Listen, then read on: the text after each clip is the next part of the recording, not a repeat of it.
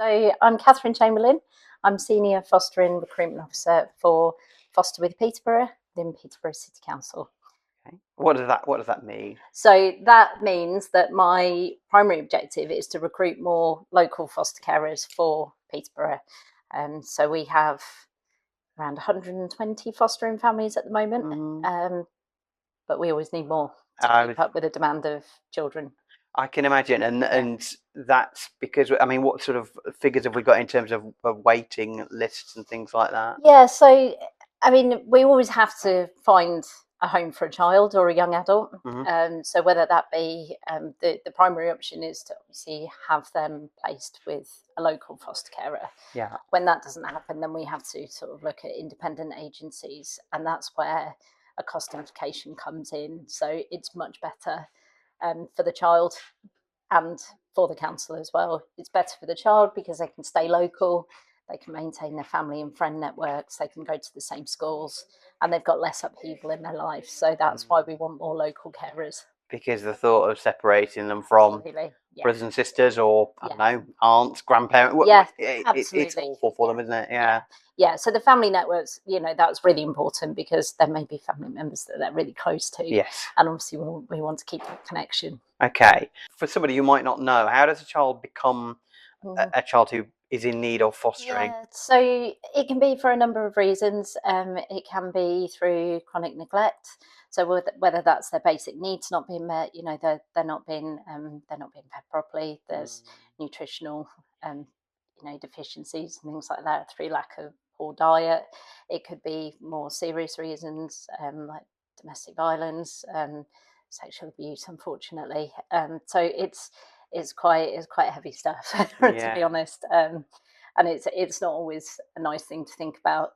Yeah. And it's just for, well, I guess my benefit as much as anybody's, the difference between fostering and adoption, they're quite different, aren't they? Yeah, so the idea of fostering is that it's a temporary arrangement, so that a child can be safeguarded and stay with a responsible adult and within a family environment, while decisions are made about what their permanent sort of situation will look like. So where are they going to live long term if they're not able to go home to mum or dad or another family member? Then it might be that they stay in foster care. We do have some children that are adopted, so then their birth identity is then obviously changed because they have a new sort of family under the legal system, for example. Yeah, so it does different. It's a different process, but the idea of fostering is that it's usually a temporary arrangement, but it can also be long term as well. It just depends on the child's situation. Yeah, because I would imagine that there's quite a few parents who initially foster and then become very fond of the and especially that can happen. And especially as I guess you have I've seen it before, children who come back repeatedly. Sometimes it does happen, doesn't it? Yeah, it can do. So we have different types of fostering as well. So you don't always have to foster a child full time, for example. So we have things like sleepover carers who provide support for children. Say their main carer falls unwell or something, or there's an emergency,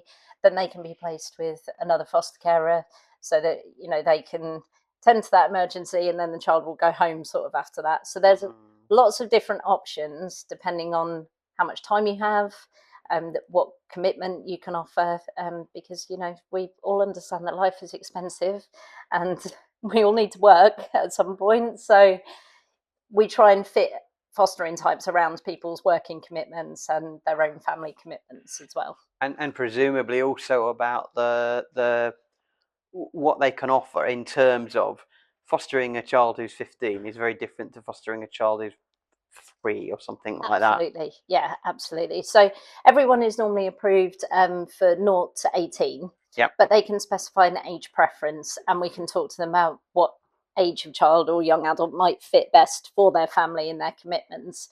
So some people that have older children like the fact that they've got younger children in the home, and sometimes younger children feel more comfortable with a similar age to them.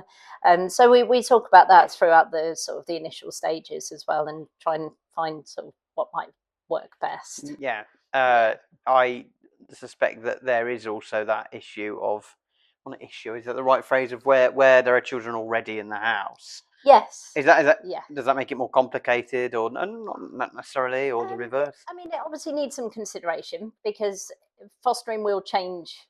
It will change your life as well as changing a child's life. Hmm. So we have to think about, like realistically, what time can people offer to another child or to another young adult because their routine, is going to be different. So you're taking in this child that might be seeing family members 3-4 times a week, for example.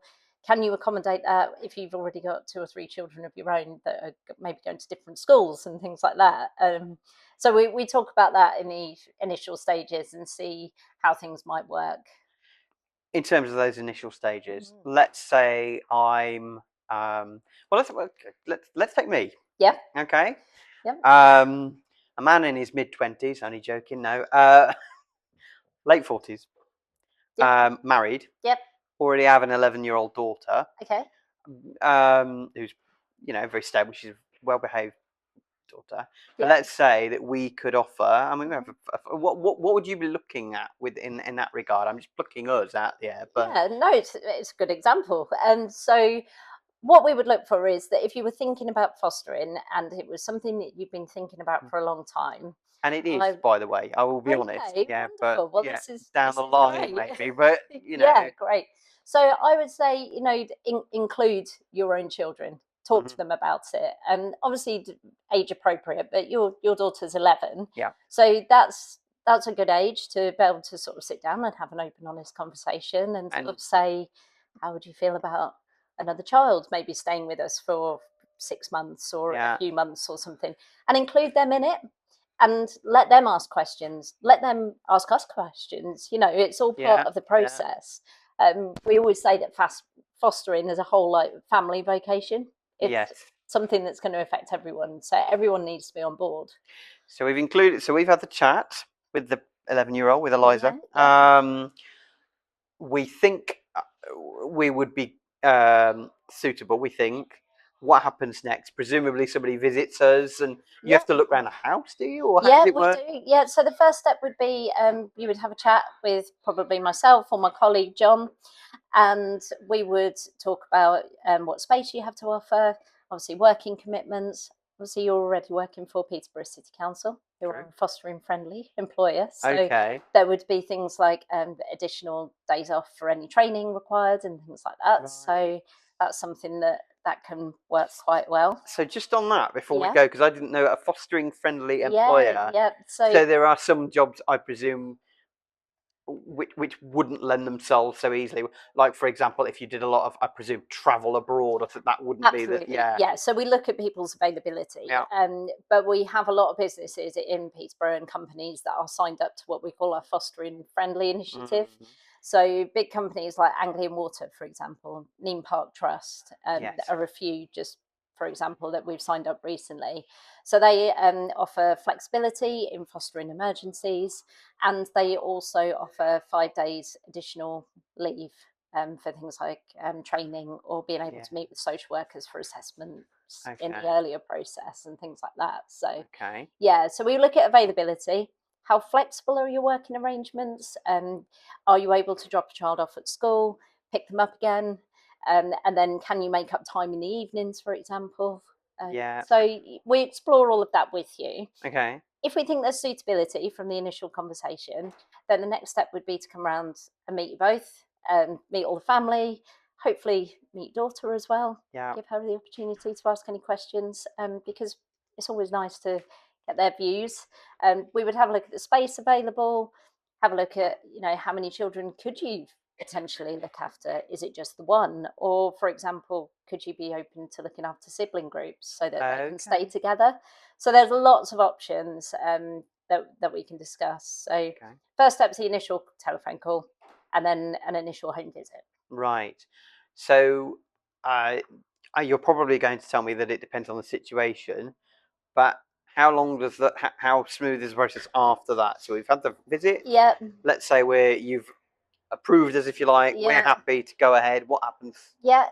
So then once we've done the initial home visit, if that's all positive, we would ask you to formally apply to be a foster carer with us. So there is a little bit of paperwork involved, unfortunately. I'm sure there has to be. Always. Yeah.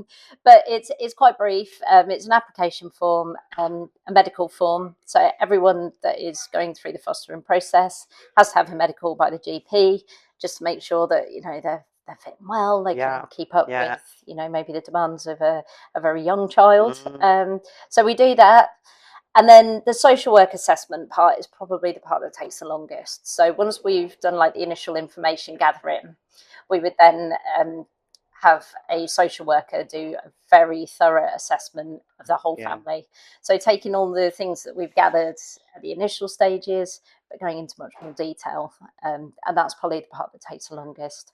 So we say from inquiry all the way through to the approval stage, 4 to 6 months as an estimate. Yeah. So it's quite swift then. I mean, you know. Yeah, I mean, it can be. Obviously, throughout that, there's factors that might get in the way of assessment sessions, you know, emergencies, annual leave, sickness, and things like that. But once people are sort of through the initial stages, then we get them allocated to a social worker and they will meet with you and plan some assessment sessions. Yeah. And how does it work financially? What's the arrangement there? So as a foster carer, you are not technically employed by Peterborough City Council. So you register as self-employed and you receive an allowance per week per child. So depending on the age of the child that you look after, depends on how much allowance you would receive. So we have 4 age brackets for children, so 0 to 4, 5 to 10, 11 to 15 and 16 plus. Right. So there's lots of information on our website about the allowances and how they're calculated. But obviously everyone's situation is different depending on, you know, what your own sort of income is and things like that. You know, there might be questions around how that works. But there is tax-free allowance up to, I think it's 19,600. Right. So anything over that would be taxable. Anything under that, you don't get taxed on. And are there many people, or are there certain types of people who are excluded from being foster carers? You know, in terms of, I mean, you mentioned health, for example. You mentioned disability, maybe work circumstances. There must be certain. Yeah, so we do take into consideration how easy it would be for somebody to care for a child. So if you are not in the best health, unfortunately, it might be quite difficult to keep up the demands of younger children. Which is why we do the medical to explore any barriers or to explore any issues that there might be. But mostly, generally, if you know you've got your own family, you're working full time, or you've got an active life, then and you've got the desire and the absolutely attitude towards and doing it, the energy and the commitment to doing it. Then it must be incredibly rewarding. I mean, we saw in the news last week, was it the Greens? Was that their name? Yes.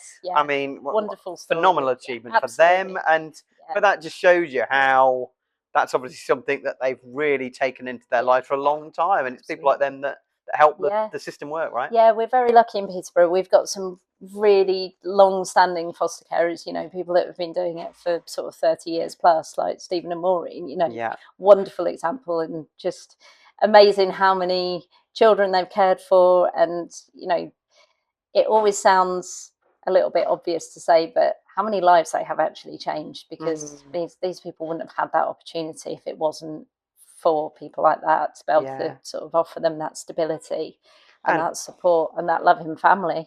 Yes.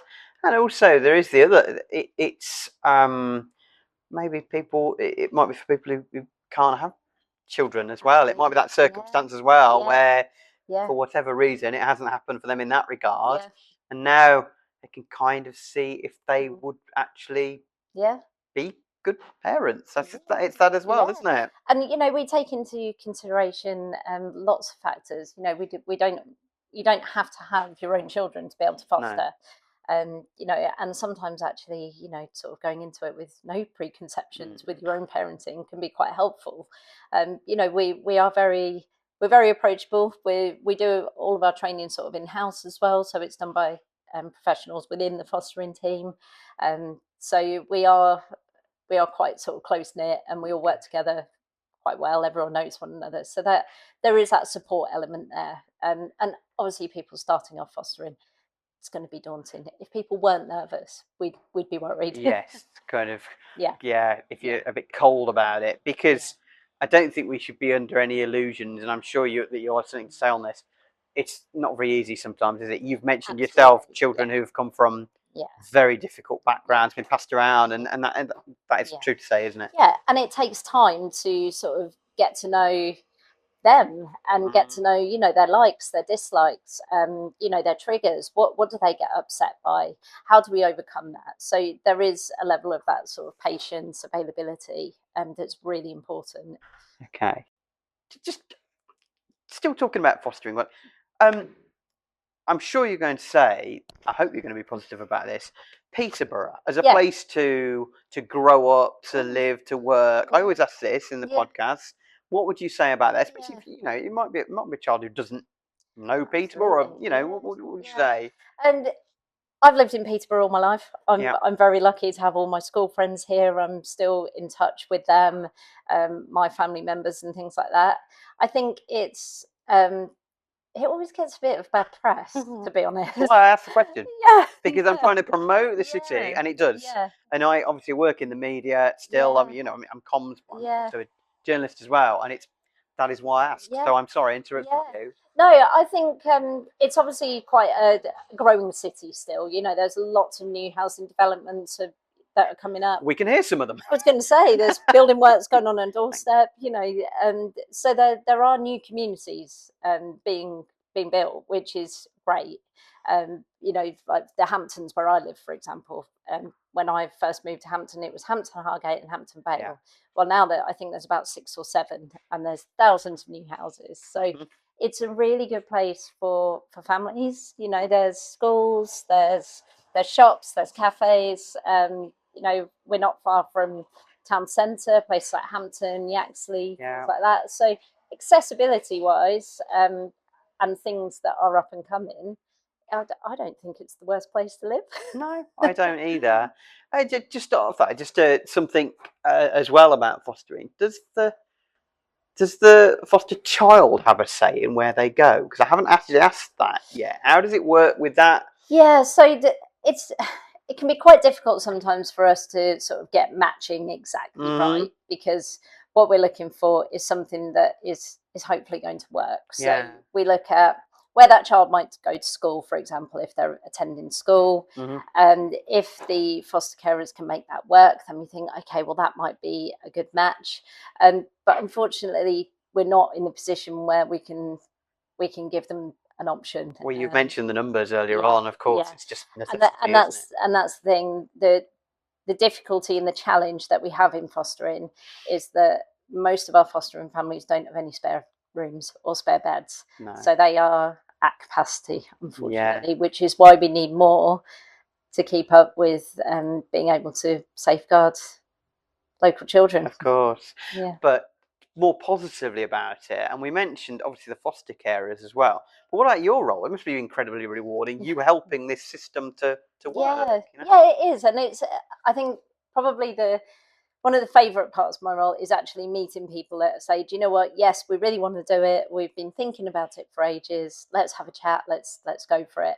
It's really encouraging to know that there are still people out there that are thinking about it. But what I would say is, if you are thinking about it, just get in touch, because a lot of people discount themselves from fostering, and they say things like, oh, I live on my own, so you know, I can't foster. My own, I haven't got the money. Exactly. Or like, I work full time, I can't foster. You know, we look at all circumstances, and what I always say to people is, we're looking for ways to rule people in, not rule people out. And if somebody's got the motivation, the commitment, and the expectation that maybe things are going to be a little bit tough sometimes, just pick up the phone or get in touch, send us an email, call us, log onto the website. You know, we're really open to any questions, and we would rather people just pick up the phone. Great. And just finally then, what are the contact details? Where can people find out more information? So we have our website, so fosterwithpeterborough.org.uk. Telephone 01733 86 8686, nice easy one to remember. And then you can also email us, fosteringteam@peterborough.gov.uk. And I always say that no question is a silly question. If you're not sure about something, we aren't going to judge. We more than welcome that conversation. Okay, thank you. Thank you.